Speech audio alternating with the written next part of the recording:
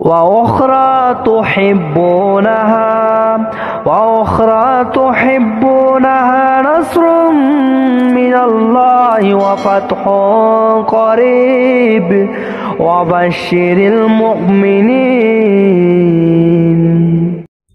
আসসালামু আলাইকুম রহমতুল্লাহি ওয়া বারাকাতুহু। আলহামদুলিল্লাহি রব্বিল আলামিন, নাহমাদুহু ওয়া নুসাল্লি আলা রাসূলিহিল কারীম, আম্মা বা'দ।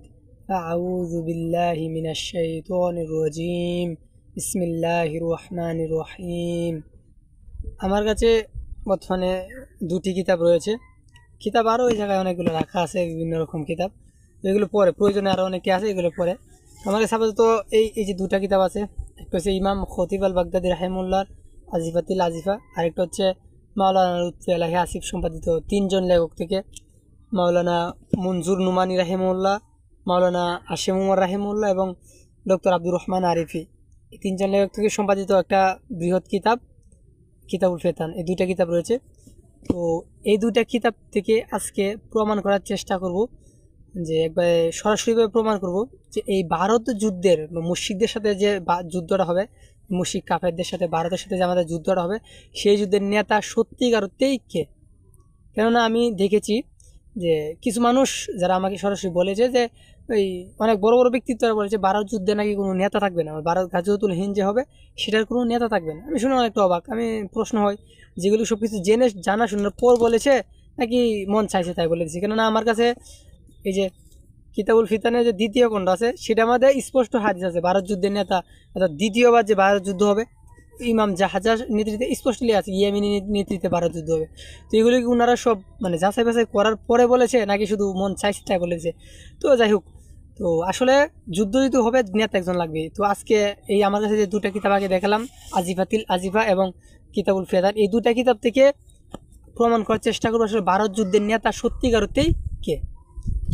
মাওলানা লুৎফি আলাহি আসিফ সম্পাদিত কিতাবুল ফিতানে আমরা যদি 385 পৃষ্ঠায় যাই, তাহলে সবার নিচ দিকে একটা লেখা দেখতে পাবো, হিন্দুস্তানের ব্যাপারে শাহ নিয়ামতুল্লাহ রহমতুল্লাহি আলাইয়ার ভবিষ্যৎবাণীসমূহ। এটা হচ্ছে মূলত যে বিষয়টা, যে এখানে আপনারা তিনজন লেখক থেকে সম্পাদিত দেখতে পাবেন। একজন হচ্ছে মাওলানা আবদুল্লাহ আসিমর, উনি হচ্ছে ভারতীয় উপমহাদেশের আল কায়দার আমির শহীদ মাওলানা আসিমর রাহিমুল্লাহ, যিনি দারুল উলুম দেওবন্দ, দারুল উলুম করাচি, জামিয়া ইসলামিয়া পাকিস্তান, এই তিনটা মাদ্রাসা থেকে পড়াশোনা করেছেন এবং আফগানিস্তানের জিহাদে উনি পুরা দমে সামিল রয়েছেন।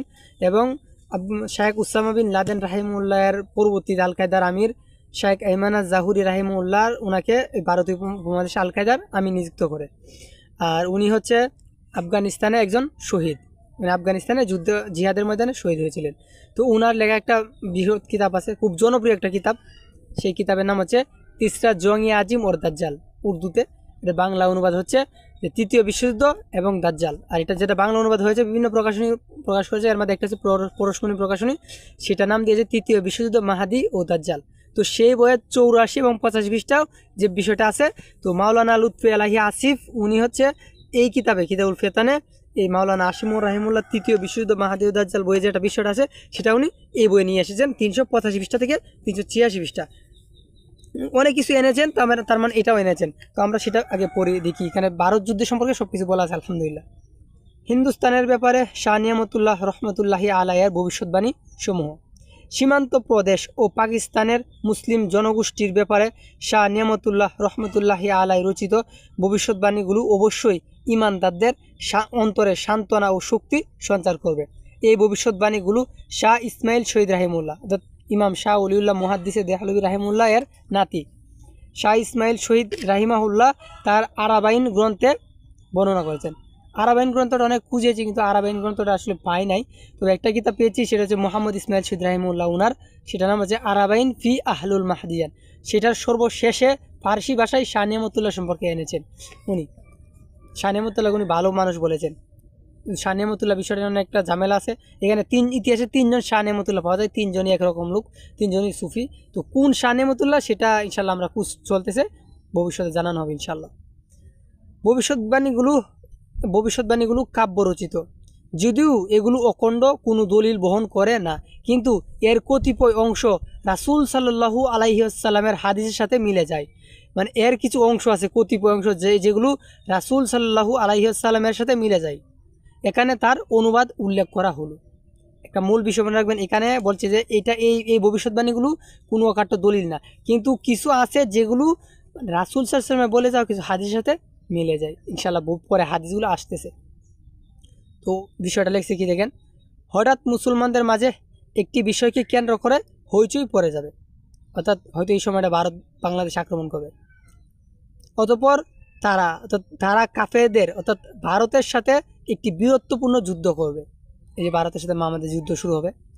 অতঃপর মুহাররম মাস আসবে, অতঃপর মুহাররম মাসে তারা মুসলমানদের হাতে তরবারি তুলে দিবে। তারা বলতে গেলে মুজাহিদ। আর মুহররম মাস সম্পর্কে একটা হাদিস যেহেতু বলা আছে যে এখানে বেশ কিছু বিষয় আছে যেগুলোকে মুহাম্মদ সাল্লাল্লাহু আলাইহি ওয়াসাল্লামের হাদিস সমর্থন করে।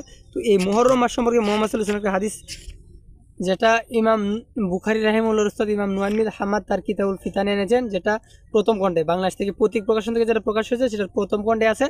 যে সেটা অনেক কয়েকটা বর্ণনা আছে, এর মধ্যে একটা বর্ণনা করেছেন কাসির ইবনে মুররা আল হাজরামি রাহিমাহুল্লাহ, বর্ণনা নম্বর 9 হচ্ছে 653 নম্বর। সেখানে কাসির ইবনে মুররা রাহিমাহুল্লাহ থেকে বর্ণিত, তিনি বলেন, ফিতনার সূচনা হবে রমজান মাস থেকে, মারাত্মক গোলযোগ হবে শাওয়াল মাসে, অন্য শহরের উপর হামলে পড়বে জিলকদ মাস আসলে, চূড়ান্ত লড়াই শুরু হয়ে যাবে জিলহজ মাসে এবং ফয়সালা হবে মুহাররম মাসে। অতঃপর তিনি বলেন, আমি দীর্ঘ 70 বছর থেকে এমন ফিতনার সূচনা দেখতে অপেক্ষায় আছি। এই যে এখানে স্পষ্ট বলা আছে যে মুহররম মাসে ফয়সালা হবে, মানে এই মুহররম মাসে ওই ভারতের সাথে আমাদের একটা ফয়সালা হবে ইনশাআল্লাহু তাআলা। এরপর কিতাবুল ফিতান যেটা বলা আছে, অতঃপর মুহররম মাসে তারা মুসলমানদের হাতে তরবারি তুলে দিবে। অতঃপর তারা অস্ত্রে সজ্জিত হয়ে আহত প্রাণীর নিয়ে আক্রমণ করে বসবে। মানে যখন ভারত আমাদের উপর এত বড় একটা হত্যাকাণ্ড পরিচালনা করবে, একটা গণহত্যা করবে, তখন আমরা মানে দেওয়ালে যখন পিঠ থেকে যাই তখন আর কি ভেদাভেদ কোনো কিছু থাকে না, সবাই এক হয়ে যায় এবং তখন আর কোনো মরণের ভয় থাকে না। মরেই যাবো, আর কিছুক্ষণ পরে মরে যাবো, এখন একটা কূপ দিয়ে দিই, মানে শেষ কূপ দিয়ে দিই। দেখবেন আহত প্রাণী, যখন একটা প্রাণীকে অনেক মানুষ আহত করতে হতে একবার আহত করে ফেলে, যখন সে জানে যে সে আর বাঁচার উপায় নেই, তখন সে কী করে, যেহেতু মরিয়ে যাবাম তখন একটা দিয়া ওরে মারিয়ে মরি, ওরে নিয়েই মরি। তো এরকম তো তখন মুসলমানরা আহত প্রাণী নিয়ে মানে আক্রমণ করে বসবে।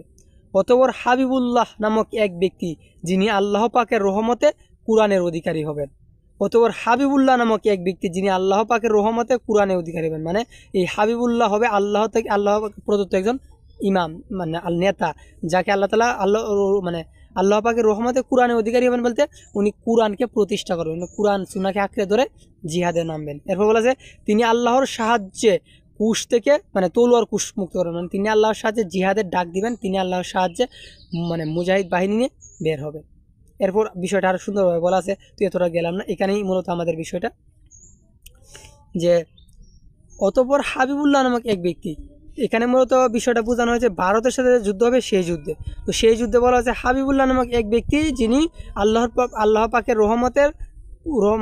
রহমতে কুরআনের অধিকারী হবেন, তিনি আল্লাহর সাহায্য সহ কুশ থেকে তরবারি বের করবেন, মানে উনি এই যুদ্ধের নেতা হবেন। তাহলে এখান থেকে বিশেষ স্পষ্ট যে একজন ভারত যুদ্ধের নেতা থাকবে, আর সেই নেতা হচ্ছে হাবিবুল্লাহ। আর এখানে আপনারা প্রথমে দেখেছেন যে এখানে স্পষ্টভাবে বলা আছে যে যদিও এগুলো অকাট্য কোনো দলিল বহন করে না, কিন্তু এর কতিপয় অংশ রাসূল সাল্লাল্লাহু আলাইহি ওয়াসাল্লামের হাদিসের সাথে মিলে যায়। মানে এখানে একটা যুদ্ধের নেতা সম্পর্কে বলা হয়েছে, একটা যুদ্ধ করা হবে, কিন্তু সেই যুদ্ধের নেতা সম্পর্কে যদি আমরা না জানি তাহলে কি হবে। তো এই ভবিষ্যৎবাণীটা বা ইরান যার ইশতিহারটা আনা হয়েছে, যে বিষয়টা আনা হয়েছে, সেটার মূল গুরুত্বপূর্ণ অংশ হচ্ছে এই যুদ্ধের নেতা অর্থাৎ এই হাবিবুল্লাহকে। আর এই গুরুত্বপূর্ণ অংশ সম্পর্কে অবশ্যই রাসূল সাল্লাল্লাহু আলাইহি ওয়াসাল্লামের হাদিস থাকবে এবং ইনশাআল্লাহ থাকতেই হবে। তো আমরা সেই হাদিসটা এই ইমাম খতিব আল বাগদাদি রাহিমাহুল্লাহর আজিফা গ্রন্থে পেয়েছি। ইমাম খতিব আল বাগদাদি রাহিমাহুল্লাহর এই আজিফা, যেটা বাংলা অনুবাদ করেছেন মুফতি তামিম আহমদ কিয়ামত সন্নিকটে নাম দিয়ে। তো সেটার আপনারা 209 পৃষ্ঠায় বাবু আন গাজওয়াতুল হিন্দ, মানে হিন্দুস্তান যুদ্ধ সম্পর্কে একটা অধ্যায় পাবেন। সেই অধ্যায়ের আপনার 269 নম্বর একটা হাদিস পাবেন। সেখানে হযরত আবু হুরায়রা রাদিয়াল্লাহু আনহু থেকে বর্ণিত, তিনি বলেন, আমি আল্লাহ রাসূল সাল্লাল্লাহু আলাইহি ওয়াসাল্লামকে বলতে শুনেছি, অচিরেই পূর্ব হিন্দুস্তানের মুশরিকরা মুসলমানদেরকে অত্যাচার বৃদ্ধি করে দিবে। তখন তাদের মুসলমানদের নেতৃত্ব দিবে একজন দুর্বল বালক, যার নাম হবে মাহমুদ, তার উপাধি হবে হাবিবুল্লাহ। তিনি হিন্দুস্তান বিজয় করে কাবার পথে অগ্রসর হবেন।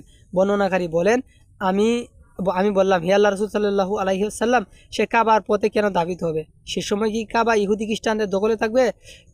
অর্থাৎ ইহুদি খ্রিস্টানরা কি কাবাকে ঘিরে থাকবে? তিনি বললেন না, বরং সে মানে খলিফা মাহাদির হাতে বায়াত নিতে আসবে। এখানে দেখেন, এখানে বলা হয়েছে যে অচিরেই হিন্দুস্তানে মুশরিকরা মুসলমানদেরকে অত্যাচার বৃদ্ধি করে দিবে, তখন তাদের অর্থাৎ মুসলমানদের নেতৃত্ব দিবে একজন দুর্বল বালক, যার নাম হবে মাহমুদ, তার উপাধি হবে হাবিবুল্লাহ। তো এই হচ্ছে সেই হাবিবুল্লাহ, যার কথা ওই ভবিষ্যৎবাণী অর্থাৎ কিতাবুল ফিতানে মাওলানা লুৎফি আলাহি আসিফ শহীদ মাওলানা আসিম রাহিমুল্লাহ থেকে এনেছেন, যে এই যুদ্ধের নেতৃত্ব দিবে হাবিবুল্লাহ। আর এখানে স্পষ্ট নাম সহ বলা আছে, সেই নেতা হবে কে, নেতৃত্ব দিবে, তার উপাধি হবে হাবিবুল্লাহ, মানে উপাধিটা হচ্ছে হাবিবুল্লাহ, কিন্তু তার নাম হবে মাহমুদ। ইমাম খতিব আল বাগদাদির এই আজিফাতিল আজিফা কিতাবের বাংলা অনুবাদ কিয়ামত শনিবারে, সেটার আপনারা 253 পৃষ্ঠা একটা অধ্যায় পাবেন, যে অধ্যায়ের নাম হচ্ছে মানে মুর্শিদের সাথে যুদ্ধ বিগ্রহ সম্পর্কে, মানে এখানে মুর্শিদের সাথে যুদ্ধ বিগ্রহ হাদিসগুলি দেওয়া হচ্ছে। এটার সর্বশেষ, এই অধ্যায়ের সর্বশেষ হাদিস যেটা 316 নম্বর হাদিস, সেখানে হযরত আলী ইবনে আবি তালিব রাদিয়াল্লাহু আনহু হতে বর্ণিত, তিনি বলেন আল্লাহ রাসূল সাল্লাল্লাহু আলাইহি ওয়াসাল্লাম ইরশাদ করেছেন, অচিরেই হিন্দুস্তানের মুশরিকরা মুসলমানদের উপর অত্যাচার বৃদ্ধি করে দিবে, তখন হিন্দের পূর্ব দেশ থেকে একজন আমিরের আত্মপ্রকাশ ঘটবে, যার নাম হবে মাহমুদ এবং তার পিতার নাম হবে আব্দুল কদির। তাকে শারীরিকভাবে দুর্বল দেখাবে, যিনি উরুর উপর কোমরের মাঝে কম শক্তিসম্পন্ন ব্যক্তি হবেন। তখন আল্লাহ তাআলা তার মাধ্যমে হিন্দের মুসলমানদের বিজয় দান করবেন। এখানে এই অধ্যায়ে আরও বেশ কয়েকটা হাদিস রয়েছে। তো এখান থেকে এই বিষয়টা স্পষ্ট যে কিতাবুল ফিতানে যেটা মাওলানা আসিম রাহিমুল্লাহ থেকে আনা হয়েছে, এখানে এটা মূলত এখানে যে ভারতের সাথে যুদ্ধ দিবে যে হাবিবুল্লাহর কথা বলা হয়েছে, সেই হাবিবুল্লাহ হচ্ছে মূলত ইমাম মাহমুদ। ইমাম মাহমুদ যার উপাধি হচ্ছে হাবিবুল্লাহ, ইমাম মাহমুদ হাবিবুল্লাহ হচ্ছে ভারত যুদ্ধের নেতা, যেটা ভারতীয় উপমহাদেশের আল কায়দার প্রথম আমির। শহীদ মাওলানা আসিম রাহিমুল্লাহ তার বিখ্যাত কিতাব তৃতীয় বিশ্বযুদ্ধ, মাহাদি এবং দাজ্জাল, সেই কিতাবে 84 এবং 85 পৃষ্ঠায় পরশমণি প্রকাশনী থেকে এনেছেন। আর এই বিষয়টাকে আবার মাওলানা লুৎফি আলাহি আসিফ তার এই কিতাবুল ফেতান নামক কিতাবে 385 এবং 86 পৃষ্ঠাতেও এনেছেন। বিশেষ করে 86 পৃষ্ঠায় এসেছে সেই যুদ্ধের নেতা হবে হাবিবুল্লাহ। আর এই কিতাবুল ফিতানে এখানে স্পষ্ট বলা আছে, আপনারা দেখবেন যে যদিও এগুলো অকাট্য কোনো দলিল বহন করে না, কিন্তু এর কতিপয় অংশ রাসূল সাল্লাল্লাহু আলাইহি ওয়াসাল্লামের হাদিসের সাথে মিলে যায়। এখানে হাদিসগুলো উল্লেখ করে না, কিন্তু আলহামদুলিল্লাহ ইমাম খতিব আল বাগদাদি, যিনি 300 থেকে 400 হিজরির লোক ব্যক্তিত্ব, একজন হাফিজুল হাদিস ইমাম, একজন গ্রহণযোগ্য রাবি, উনি উনার আজিফাতিল আজিফা কিতাবে সেই হাবিবুল্লাহ সম্পর্কে হাদিসটা এনেছেন, যে সেই হাবিবুল্লাহ হচ্ছে ইমাম মাহমুদ। ইমাম মাহমুদের উপাধি আছে হাবিবুল্লাহ। আলহামদুলিল্লাহ এই দুইটা কিতাব এবং আরেকটা ইমাম নুয়াইম বিন হাম্মাদ রাহিমাহুল্লাহর কিতাব থেকে এই বিষয়টি স্পষ্ট, যেখানে যে বলা ছিল যে রাসূল সাল্লাল্লাহু আলাইহি ওয়াসাল্লামের মানে হাদিস, কিছু হাদিস, কতিপয় হাদিস এইগুলিকে সমর্থন করতেছে। তো কিতাবুল ফিতান ইমাম নুয়াইম বিন হাম্মাদের ওই মুহররম মাসের কথা, আজিফাতিল আজিফা গ্রন্থ হাবিবুল্লাহর কথা স্পষ্টভাবেই এটাকে সমর্থন করতেছে। আর ইলহাম তখন মানা যায় যখন কুরআন সুন্নাহ, কুরআন হাদিস সমর্থন করে, আর এগুলোকে স্পষ্ট হাদিস সমর্থন করতেছে। তার মানে এই ভারতের সাথে যে যুদ্ধ হবে, মুর্শিদের সাথে যে যুদ্ধ হবে, সেই যুদ্ধের নেতা হবে হাবিবুল্লাহ। মূলত এটা হচ্ছে ইমাম মাহমুদের উপাধি, মূল নাম হচ্ছে মাহমুদ বিন আব্দুল কদির, মানে ইমাম মাহমুদ হাবিবুল্লাহ, এই ভারতীয় উপমহাদেশের নেতা। আর যারা বলে এই ভারতীয় উপমহাদেশের সাথে গাজওয়াতুল হিন্দের মুর্শিদের সাথে যুদ্ধের কোনো নেতা হবে না, তারা গুর ভ্রান্তিতে ডুবে আছেন। তারা জানেনই না আসলে এই যুদ্ধ সম্পর্কে। জানলে অবশ্যই বুঝতে পারতেন যুদ্ধ হবে, আমির থাকবে না, এটা একটা কথা হলো নাকি? আর যুদ্ধটা রাসূল সাল্লাল্লাহু আলাইহি ওয়াসাল্লাম নিজে বলে গেছেন, তো আমিরের কথা উনি বলে যেতে পারবেন না, এটা একটা কথা হলো নাকি? সুতরাং যুদ্ধ যেমন বলেছেন, আমিরের কথা বলেছেন, তবে খুঁজতে হয় এবং বের করতে হয় কে সত্যি আমির। আলহামদুলিল্লাহ যারা জানার জন্য এবং বিষয়টা বোঝার জন্য, কেননা বুখারীর হাদিস, বুখারী সহ অনেকগুলো কিতাব এসেছে যে নেতা হচ্ছে ঢাল স্বরূপ, ইমাম হচ্ছে কি ঢাল, তো তার পিছনে থেকে যুদ্ধ করতে হয়। তো যারা এই বিষয়টা জানে, সুতরাং তারা তো অবশ্যই নেতা খুঁজবে যুদ্ধের। তো নেতা যেহেতু রাসূল সাল্লাল্লাহু আলাইহি ওয়াসাল্লাম হাদিসের ভবিষ্যৎবাণী করে গেছেন, হাদিসে বলেছেন এই যুদ্ধের কথা, তার মানে নেতার কথা বলে যাবে, অবশ্যই এটা লাগবে। কেননা যদি না বলে যান তাহলে এই দলের লোক বলবে এই দলের নেতা হয়েছে এই যুদ্ধের আমির, ওই দল বলবে ওই দলের নেতা আমির, তো কোন দলের আমির নিবে? এই যে নিজেরাই মার করে মরতে হবে মুর্শিদের সাথে যুদ্ধ লড়াই করে। সুতরাং রাসূল সাল্লাল্লাহু আলাইহি ওয়াসাল্লাম যেমন যুদ্ধের কথা বলেছেন, ঠিক হাদিসেও এই যুদ্ধের আমিরের কথা বলেছেন। তো এখানে স্পষ্ট বলা ছিল এই কিতাবুল ফিতানে যে কিছু বিষয় আছে যেগুলোকে রাসূল সাল্লাল্লাহু আলাইহি ওয়াসাল্লাম হাদিস সমর্থন করে। আর ইমাম খতিব আল বাগদাদি রাহিমাহুল্লাহ তার আজিফাতিল আজিফা গ্রন্থে সেই যুদ্ধের নেতা, যে সেই নেতা সম্পর্কে এনেছেন ইমাম মাহমুদ হাবিবুল্লাহ। এবং ইমাম নুয়াইম বিন হাম্মাদ রাহিমাহুল্লাহ তার কিতাবুল ফিতানে, এই যে যারা প্রতিবর্ষণ থেকে হয়েছে প্রথম খণ্ডে, সেটাতে মুহররম মাসের কথাও এনেছেন। আলহামদুলিল্লাহ। তো এই কিতাবুল ফিতানে আনা ভবিষ্যৎবাণীগুলোর যে ব্যাখ্যাটা এবং এইগুলোকে সমর্থন করতে থাকা যে হাদিসগুলো আছে, আলহামদুলিল্লাহ এর আলোকে যে বিষয়টা স্পষ্ট যে এই ভারতের সাথে যুদ্ধের নেতা হবে ইমাম মাহমুদ হাবিবুল্লাহ। আর মুহররম মাসে ইনশাআল্লাহ যেহেতু হাদিস সমর্থন করছে তার নেতৃত্বেই বাহিনী বের হবে। আর তিনি আল্লাহর পাকের রহমতে কুরআনের অধিকারী হবেন, আল্লাহর পাকের রহমতে দিব্য জ্ঞান ইলহামের অধিকারী হবেন, আল্লাহর পক্ষ থেকে আল্লাহ প্রদত্ত একজন নেতা হবেন। আর তিনি হবেন আল্লাহর সাহায্যপ্রাপ্ত লোক, মানে আল্লাহ তাআলা তার মাধ্যমেই সাহায্য দিবেন। মানে আল্লাহ তাআলা কোনো কিছু দিতে চাইলে তার বিশেষ ব্যক্তিদের মাধ্যমেই সেই বিষয়টা দেয়। আর ইমাম মাহমুদ হচ্ছে আল্লাহ তাআলা সেই বিশেষ ব্যক্তি যার মাধ্যমে মুসলমানদের, হিন্দুস্তানের মুসলমানদের বিজয় দান করবেন। হাদিসের ভাষায় এটা স্পষ্ট। সুতরাং এই গাজওয়াতুল হিন্দের নেতা ইমাম মাহমুদ হাবিবুল্লাহ। সুতরাং হে ভাইয়েরা, আসল নেতাকে খুঁজুন, আসল নেতাকে খুঁজে বের করুন। আর বুখারীর এবং বুখারী মানে আরো বড় বড় বেশ কিছু কিতাবে এসেছে যে ইমাম হচ্ছে ডাল স্বরূপ, ইমামের পিছনে থেকে যুদ্ধ করতে হয়। সুতরাং যুদ্ধে যদি নামবেন, সুতরাং ইমাম তো লাগবে, ডাল তো লাগবে, যার পিছনে থেকে যুদ্ধ করবেন। সুতরাং ইমামকে খুঁজে বের করুন।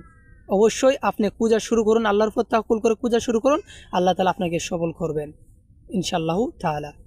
কেননা আল্লাহ তাআলা কারো চেষ্টাকে বিনষ্ট করেন না। ফাখিরু দাওয়ানা আনিল হামদুলিল্লাহি রাব্বিল আলামিন।